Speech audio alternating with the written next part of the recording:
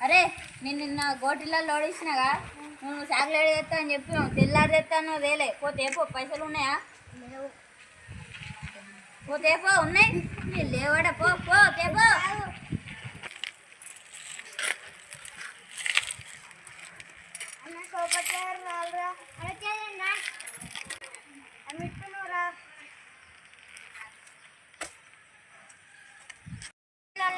బాగా మంది కిడ్నాప్ అయిపోయారు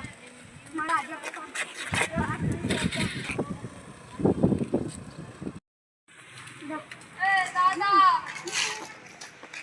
అదే నేను ఉంటాను బుక్కలకు చాక్లెట్ రేపు సరే ఇది